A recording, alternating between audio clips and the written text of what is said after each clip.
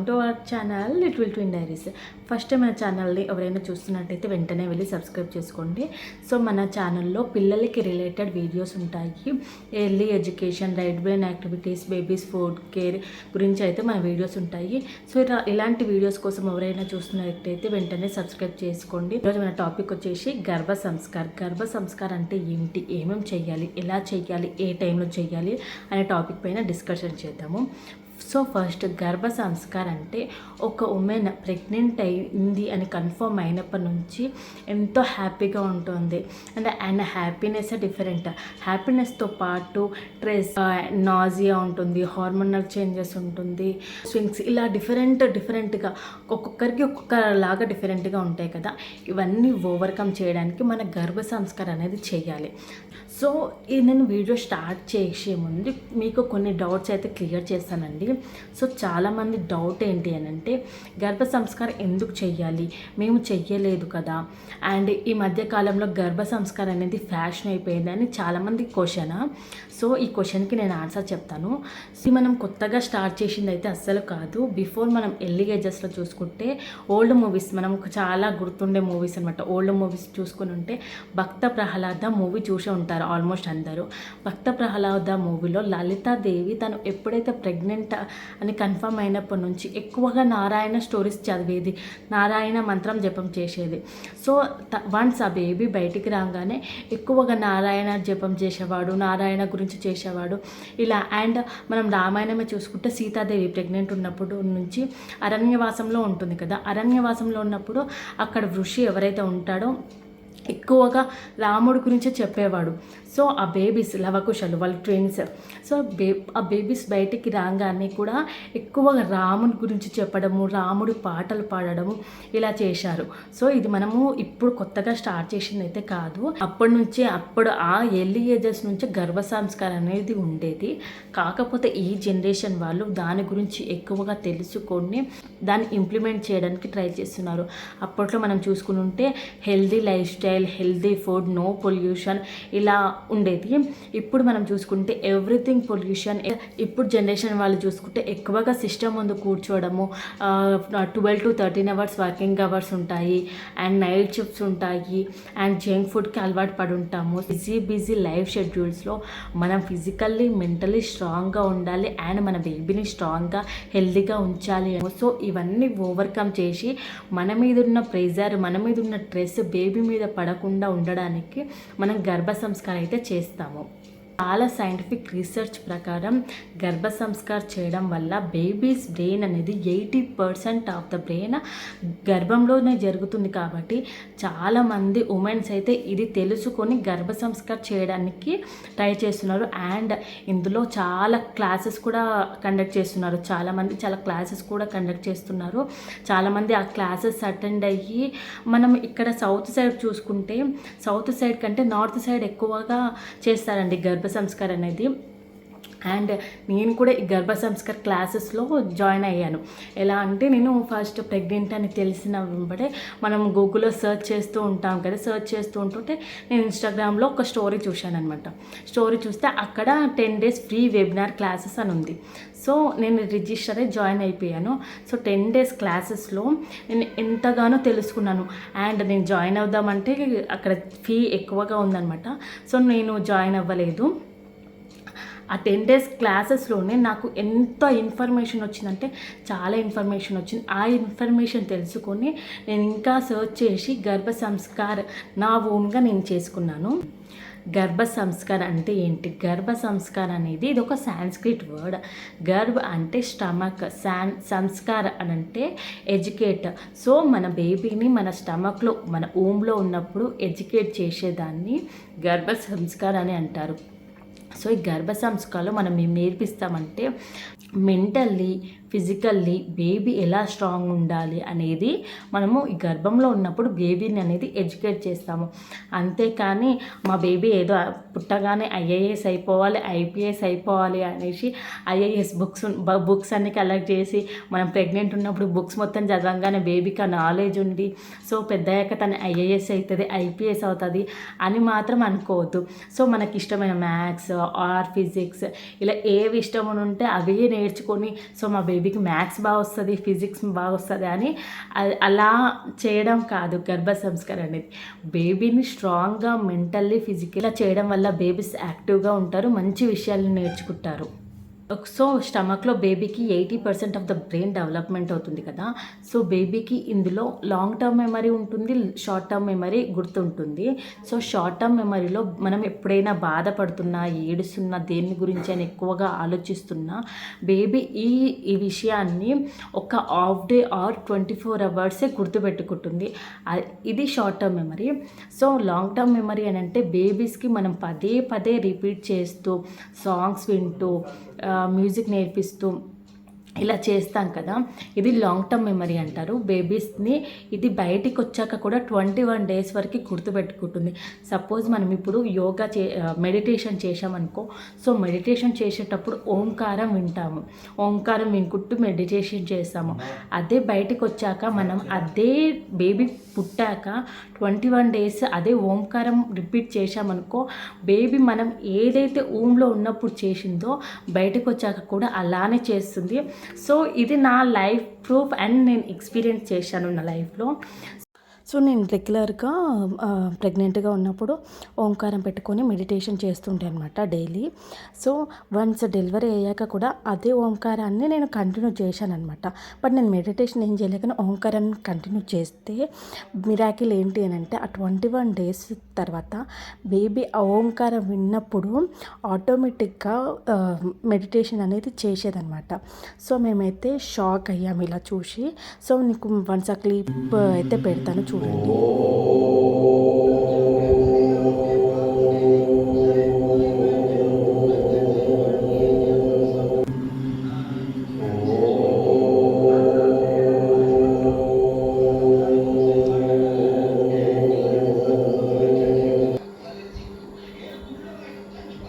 చూశారు కదా మా బేబీ ఎంత బాగా మెడిటేషన్ చేస్తుందో. అండ్ నేను మా ఫ్యామిలీ వాళ్ళైతే షాక్ అయ్యామండి. అసలు డైలీ అదే టైంకి అలా ఓంకారం పెట్టే టైంకి ఆటోమేటిక్గా హ్యాండ్స్ అనేది ఇలా పెట్టుకొని ఓంకారం మెడిటేషన్ చేస్తుండే అనమాట. సో నాకు ఒక మెమరీగా ఉండాలనేసి నేను వీడియో క్లిప్ అయితే తీసుకున్నాను. ఇది చాలా సైంటిఫిక్ రీసెర్చ్ ప్రకారం చెప్పారనమాట. సో నేను ఎక్స్పీరియన్స్ చేద్దామని చేశాను. సో నేను ఎక్స్పీరియన్స్ అయ్యాను. కావాలి అని అంటే ఇప్పుడు ఎవరైనా ప్రెగ్నెంట్ ఉమెన్ ఉంటే సో ఇలా ట్రై చేయండి అండ్ మీరు కూడా ఎక్స్పీరియన్స్ చేయగలుగుతారు. గర్భ సంస్కారం ఎలా చేయాలి అనేది చూద్దాము. సో మనకు నచ్చిన మ్యూజిక్ వినడము, మెడిటేషన్ చేయడము, మనకు పెయింటింగ్ ఇష్టం ఉంటే పెయింటింగ్ చేయడము, ఈ మ్యూజిక్ వినడం అనేది మన ప్రెగ్నెన్సీ జర్నీలో చాలా ఎఫెక్ట్ చూపిస్తుంది. అండ్ ఈ మ్యూజిక్ ఎలా ఉండాలి అంటే కామ్గా, రిలీఫ్గా, ప్లెజెంట్గా ఉండాలి. ఇలా డీజే సాంగ్స్ అలాంటి సాంగ్స్ అయితే అస్సలు వినకూడదు. నేనైతే ఎక్కువగా హనుమాన్ చాలీసా వినేదాన్ని. ఈ హనుమాన్ చాలీసా వినడం వల్ల మనలో ఉన్న భయం పోతుంది, ఏదో తెలియని ధైర్యము ఇలా వస్తుంది నాకైతే. సో నేనైతే ఎక్కువగా హనుమాన్ చాలీసా వినేదాన్ని. అండ్ మీకు నచ్చిన మ్యూజిక్ కాకపోతే అది కామ్గా ప్లెజెంట్గా ఉండే మ్యూజిక్ సెలెక్ట్ చేసుకొని మన ప్రెగ్నెంట్ జర్నీలో అనేది యూజ్ చేయండి. సో 5th మంత్ వచ్చినప్పటి నుంచి బేబీస్ వినడం స్టార్ట్ చేస్తారు. అప్పటి నుంచి మంచి మంచి సాంగ్స్ వినండి, మంచి మంచి సాంగ్స్ పాడండి. ఇలా చేయడం వల్ల బేబీస్ అనేది హ్యాపీగా ఫీల్ అవుతారు అండ్ మనం కూడా హ్యాపీగా ఫీల్ అవుతాము. ఇలా చేయడం వల్ల హ్యాపీ హార్మోన్స్ అనేటివి రిలీజ్ అయ్యి బేబీ గ్రోత్కి ఎంతగానో ఉపయోగపడతాయి. నేను చెప్పా కదా నేను బాగా హనుమాన్ చాలీసా విన్నా అనేసి. సో ఆ హనుమాన్ చాలీసా విన్నా కదా, సో ఇప్పుడు కూడా ఇప్పటికీ బేబీస్ హనుమాన్ చాలీసా వినంగానే ఎంత ఏడుస్తున్నా, క్రాంక్గా ఉన్నా హనుమాన్ చాలీసా పెట్టంగానే మంచిగా సైలెంట్ అయిపోయి హనుమాన్ చాలీసా వింటూ ఉంటారు. మళ్ళీ మీకు ఒక ఇంట్రెస్టింగ్ థింగ్ చెప్తాను, ఇది కూడా నా లైఫ్లో జరిగిందే. సో మెయిన్గా నాకు ట్విన్స్ కదా, సో నేను పడుకునేటప్పుడు వాళ్ళు ఫుల్ యాక్టివ్గా అవుతుండే అనమాట, మంచిగా మూమెంట్స్ ఇస్తుండే, అలా చేస్తున్నారు. సో నాకు నైట్ పూట నిద్ర ఉండకపోయేది. సో నేను చెప్పాను అనమాట మా బేబీస్కి. అయితే నేనేమనుకున్నా, ముందు బేబీ గర్ల్ బాయ్ అని ట్విన్స్ అని అన్నప్పుడే బేబీ గర్ల్ అని ఫిక్స్ ఫిక్స్ అయిపోయాను అనమాట. సో నేను నేమ్స్ పెట్టేసుకున్నాను అనమాట, వాళ్ళకి కుచ్చులు కుందులు అని నేమ్స్ అయితే పెట్టేసుకున్నా. అప్పుడు చెప్పాను అనమాట, మంచిగా పుట్ట మీద చేయి హ్యాండ్ వేసుకొని, అమ్మ కుచ్చులు కుందులు, మీరు ఇంత యాక్టివ్గా నైట్ పూట అవుతే ఎలా, అమ్మకి అస్సలు నిద్ర పట్టట్లేదు, సో అమ్మ మార్నింగ్ ఆఫీస్కి వెళ్ళాలి కదా, ఇలా అమ్మకి నైట్ నిద్ర లేకపోతే మార్నింగ్ మొత్తం అలసిపోతుంది కదా అనేసి చెప్పాను అనమాట. సో అమ్మ యాక్టివ్గా ఉన్నప్పుడు మీరు యాక్టివ్గా ఉండండి, అమ్మ నిద్రపోయినప్పుడు మీరు కూడా నిద్రపోండి అని చెప్పాను. సో ట్రస్ట్ మీ, ఇప్పటి వరకు వాళ్ళు నైట్ టైం ఎప్పుడూ డిస్టర్బ్ చేయలేదు. సో అందరూ అనేవారు అనమాట, నీకు ట్విన్స్ కదా నైట్ అస్సలు నిద్ర ఉంటుందా అనేసి. సో వాళ్ళు మాత్రం నైట్ అస్సలు డిస్టర్బ్ చేయరు. అప్పుడు నుంచి నేను ఎప్పుడైతే చెప్పానో అండ్ 2-3 డేస్ కంటిన్యూగా చెప్పాను అనమాట వర్డ్స్ అనేది, మా నిద్రపోవాలి, అమ్మ యాక్టివ్గా ఉన్నప్పుడు మీరు యాక్టివ్గా ఉండాలని. ఈ వర్డ్స్ 2-3 టైమ్స్ చెప్పడం వల్ల వాళ్ళకి మైండ్లో రిజిస్టర్ అయిపోయి అప్పటి నుంచి ఇప్పటి వరకు ఏ రోజు నన్ను డిస్టర్బ్ చేయలేదు. నైట్ టైంలో మార్నింగ్ మంచిగా యాక్టివ్గా ఉంటారు నాతో పాటు, నేను వాళ్ళు యాక్టివ్ ఉన్నప్పుడు నేను యాక్టివ్గా ఉంటాను. బేబీస్తో మంచిగా మాట్లాడండి, మంచి విషయాలు చెప్పండి, ఇలా స్ట్రాంగ్గా ఉండాలి, ఏ విషయానికి భయపడద్దు, మెంటల్గా ఫిజికల్గా స్ట్రాంగ్గా ఉండాలి అని చెప్పండి. అండ్ హ్యాపీగా, ఎప్పుడు హ్యాపీగా నవ్వుతూ ఉండాలి. అఫర్మేషన్స్ ఇవ్వండి బేబీకి. అండ్ మనము బేబీ 24 hours మనతోటే ఉంటుంది కాబట్టి ఆ 9 months జర్నీలో బేబీకి మనం ఏ విషయం చేస్తున్నా వాళ్ళతో షేర్ చేసుకోండి. ఓకే, మార్నింగ్ లేవంగానే గుడ్ మార్నింగ్ అమ్మ, గుడ్ మార్నింగ్ అమ్మ, గుడ్ మార్నింగ్ చెప్తుంది, ఇలా ఈ ఫుడ్ తినేటప్పుడు ఈ ఫుడ్ తింటుంది, నీకు నచ్చుతుందా లేదా అని ఇలా షేర్ చేసుకోండి. అండ్ స్టోరీస్ చెప్పండి, విషయానికైనా భయపడకండి, ప్రతిదీ పాజిటివ్గా తీసుకోండి. ఇలా డిఫరెంట్గా బేబీకి మంచి పాజిటివ్ అఫర్మేషన్ ఇస్తే బేబీ అనేది స్ట్రాంగ్గా ఉంటుంది. బేబీకి హైఫై ఇవ్వండి, ఏదైనా మంచిగా చేసినప్పుడు ఓకే అమ్మ ఇలా చేసింది అని బేబీతో చెప్పి షేర్ చేసుకొని హైఫై ఇవ్వండి. డెఫినెట్గా మూమెంట్ అయితే ఇస్తుంది బేబీ ఇలా చేస్తుంటే. కావాలంటే ఇప్పుడు ఎవరైనా ప్రెగ్నెంట్ ఉమెన్ ఉంటే నా వీడియో అయితే చూస్తుంటే ఒకసారి మీరే ట్రై చేయండి. సో బేబీ మూమెంట్ అయితే ఇస్తుంది ఇలా చేస్తుంటే. ఇంకొక మెయిన్ థింగ్ నేను ప్రెగ్నెన్సీ జర్నీలో ఫాలో అయింది ఏంటి అంటే బ్యాంగిల్స్ వేసుకోవడం. సో బ్యాంగిల్స్ వేసుకోవడం వల్ల బేబీస్ 5th month నుంచి వింటూ ఉంటారు కదా, బ్యాంగిల్స్ వేసుకోవడం వల్ల ఇక్కడ ఏవైతే నర్వ్స్ ఉంటాయో ఈ నర్వ్స్ అనేటివి మన బ్రెయిన్ నుంచి హార్ట్ నుంచి ఊమ్లో ఉన్న బేబీ బ్రెయిన్కి కనెక్ట్ అవుతాయి. బ్యాంగిల్స్ వేసుకోవడం వల్ల మనలో ఉన్న స్ట్రెస్ లెవెల్స్ అనేవి తగ్గుతాయి. అండ్ బేబీకి ఇది ఒక మ్యూజిక్ లాగా వినిపిస్తుంది. బ్యాంగిల్స్ మూవ్ అయినప్పుడల్లా బేబీకి ఒక మ్యూజిక్ లాగా వినిపించి బేబీకి ఒక కాన్ఫిడెంట్ని ఇస్తుంది. బ్యాంగిల్స్ మూవ్ అయినప్పుడల్లా ఓకే అమ్మ మనతోటే ఉంది అనే బేబీలో కాన్ఫిడెంట్ లెవెల్ అనేది పెంచుతుంది. అండ్ మెయిన్గా ఇంపార్టెంట్ థింగ్, మనము శ్రీమంతం. సో చాలామంది శ్రీమంతం చేస్తూ ఉంటారు కదా, 5th month, 7th month, 9th month. విలేజెస్లో డిఫరెంట్ కల్చర్ బట్టి వాళ్ళైతే డిఫరెంట్గా చేస్తూ ఉంటారు కదా. సో శ్రీమంతంలో మెయిన్ థీమ్ ఏంటి, బ్యాంగిల్స్. సో ఇక్కడ చూసుకుంటే అక్కడ వాళ్ళకి అప్పటి నుంచే తెలుసు. సో అదే ట్రెడిషన్ని మనం ఫాలో అవుకుంటూ వస్తున్నాము. సో అప్పట్లో ఏది చేసినా వాళ్ళు ఒక రీజన్ తోటి, సైంటిఫిక్ బెనిఫిట్ తోటే చేశారనమాట. సో అదే ట్రెడిషన్ని మనం ఫాలో అవుతున్నాము. సో పెద్దగా నేను కూడా బ్యాంగిల్స్ వేసుకోవడానికి ఇష్టపడను, ఎందుకనంటే మనం ఏదైనా వర్క్ చేస్తుంటే అవి అడ్డొస్తుంటాయి కదా. సో అందుకే నాకు కూడా ఇష్టం ఉండదు. బట్ నేను నా క్లాసెస్లో విన్నాక అప్పటి నుంచి డెలివరీ టైం వరకు నేను ప్రతి డే బ్యాంగిల్స్ అయితే వేసుకున్నాను. సో ఇప్పుడు ఎవరైనా ప్రెగ్నెంట్ ఉమెన్ ఉంటే కంపల్సరీ 5th month నుంచి డెలివరీ అయ్యే వరకు బ్యాంగిల్స్ కొన్నైనా కొంచెం సౌండ్ వచ్చేలాగా బ్యాంగిల్స్ వేసుకోవడానికి ట్రై చేయండి. సో గర్భ సంస్కారం ఎప్పటి నుంచి స్టార్ట్ చేయాలి? సో గర్భ సంస్కారం స్టార్ట్ చేసే ముందు కొందరికి ప్లానింగ్ ప్రెగ్నెన్సీ ఉంటుంది, కొందరికి న్యాచురల్ ప్రెగ్నెన్సీ ఉంటుంది.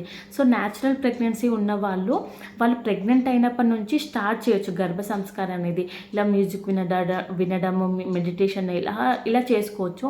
ప్లానింగ్ ప్రెగ్నెన్సీ వాళ్ళు బిఫోర్ 6 months నుంచి స్టార్ట్ చేయాలి, ఎప్పుడైతే వాళ్ళు ప్లానింగ్ చేస్తుంటారు ప్రెగ్నెన్సీకి. సో దీనిని బీజ సంస్కార్ అంటారు. సో మనకి టోటల్గా 16 సంస్కార్స్ ఉన్నాయండి. సో గర్భ సంస్కార, బీజ సంస్కార, పిల్లలకి చోలు కుట్టిస్తారు అది, ఉయ్యాలలో వేస్తారు కదా అది, ఇలా హెయిర్ పిల్లలకి 9 months 11 monthsలో హెయిర్ తీస్తుంటారు, ఇలా శ్రీమంతం చేస్తారు కదా అది ఒకటి.